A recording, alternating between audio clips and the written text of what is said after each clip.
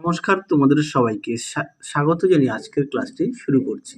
আজকে তোমাদের সঙ্গে আলোচনা করব তোমরা যারা নবম শ্রেণীর প্রথম পর্যায়ক্রমিক মূল্যায়ন পরীক্ষা দেবে 2026 সালে, তোমাদের জন্য রায় ও মার্টিন প্রশ্ন বিচিত্র থেকে আজকে সমাধান করব।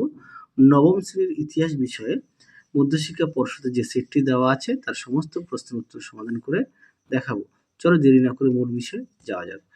তার আগে জানবো তোমাদের সিলেবাস সম্পর্কে। দেখো, তোমাদের ফার্স্ট ইউনিট টেস্টে ইতিহাসের প্রথম অধ্যায় আর দ্বিতীয় অধ্যায় থাকবে।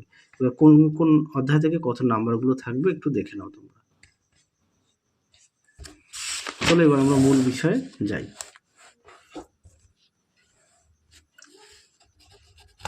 দেখো কি আছে, ঠিক উত্তরটি বেছে নিয়ে লেখো। আমি রাষ্ট্র ফরাসি রাজা চতুর্দশ লুইয়ের এই উক্তিটিতে ফুটে ওঠে সঠিক উত্তরটি হবে অপশন বি, স্বৈরাচারী রাজতন্ত্রের ধারণা। অপশন 2, ফ্রাঙ্ককে ভ্রান্ত অর্থনীতির জাদুঘর বলে মন্তব্য করেছিলেন, সঠিক উত্তর হবে অ্যাডাম স্মিথ, অপশন ডি।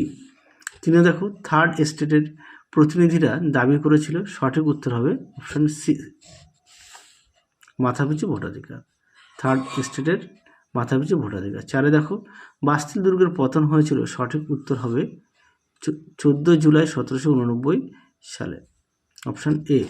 5 দেখো, ফরাসি চার্চ আদায় করত, সঠিক উত্তর হবে টাইথ, অপশন ডি।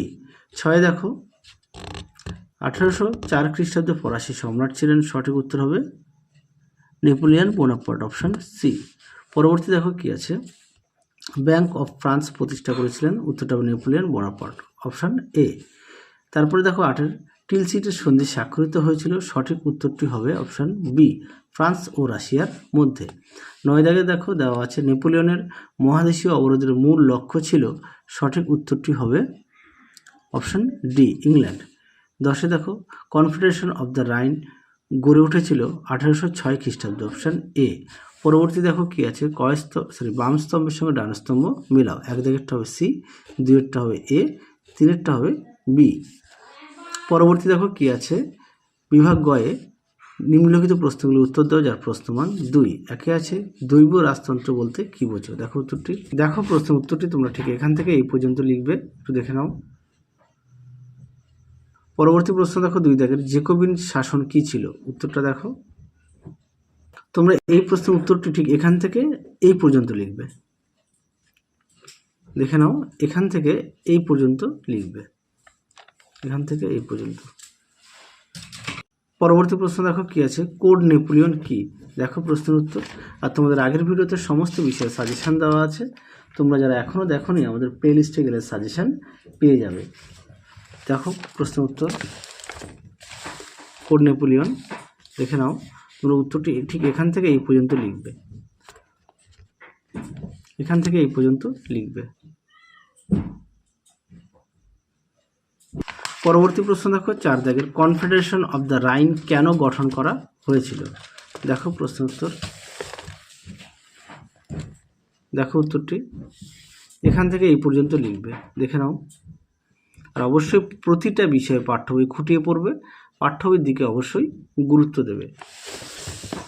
পরবর্তী দেখো 5 দাগের, নেপোলিয়ন বিরোধী মিত্রপক্ষে কোন কোন শক্তি যোগ দিয়েছিল, উত্তরটা লিখবে ইংল্যান্ড, রাশিয়া, প্রাশিয়া, সুইডেন, আর চতুর্থ শক্তিজোট গড়ে তোলে।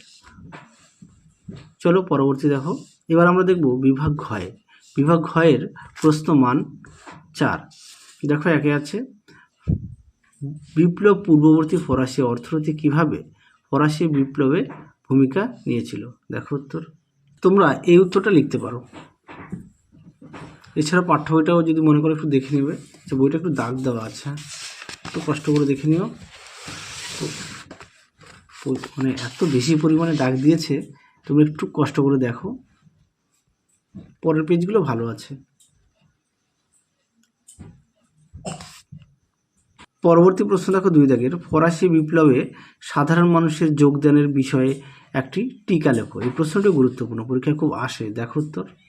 তোমরা ফরাসি বিপ্লবে সাধারণ মানুষের এই প্রশ্নটা লিখতে পারো, হ্যাঁ দেখে নাও, এই প্রশ্নের উত্তরটা লিখতে পারো, এখান থেকে এই পর্যন্ত লিখবে, দেখে নাও।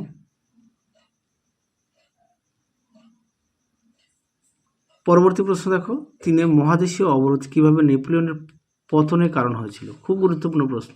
উত্তরটি দেখো, প্রশ্ন উত্তরটি দেখে নাও, সুন্দর করে দেওয়া আছে।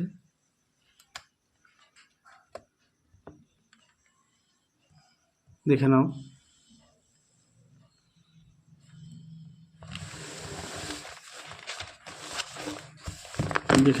ওটা একটু মোটা তো দেখাতে অসুবিধা হচ্ছে, একটু দেখে নাও।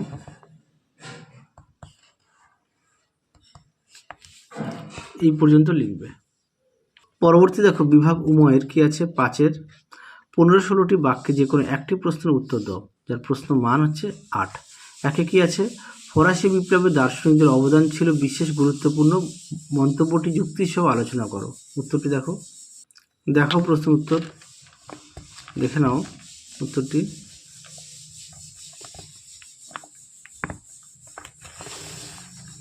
তোমরা অবশ্যই পয়েন্ট দিয়ে লিখবে। দেখে নাও প্রশ্ন উত্তরটি, অবশ্যই পয়েন্ট দিয়ে লিখবে।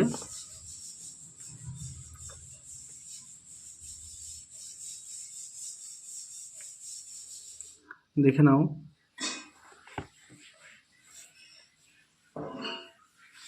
শেষ প্রশ্ন দেখো কি আছে, 2 দাগের, কোড নেপোলিয়ন বিষয়ে একটি টিকা লেখো।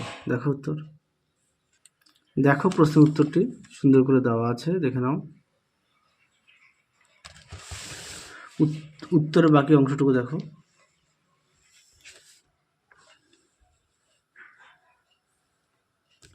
এই পর্যন্ত লিখবে। পরবর্তী দেখো প্রশ্ন, এটাই শেষ প্রশ্ন, শত দিবসের রাজত্ব বলতে কি বোঝো? দেখো প্রশ্ন উত্তর, আর প্রতিটা প্রশ্নের পাশেই তোমাদের পেজ নাম্বার দেওয়া আছে, তোমাদের সুবিধার্থে দেখে নিও। দেখো উত্তর, উত্তরের বাকি অংশটুকু ঠিক এই পর্যন্ত লিখবে। তাহলে চলো আজকের মতো এখানেই সমাপ্ত করছি। আবার দেখা হবে খুব শীঘ্রই তোমাদের পরবর্তী ভিডিওতে। তোমরা সবাই সুস্থ থেকো, ভালো থেকো। আজকের মতো টাটা।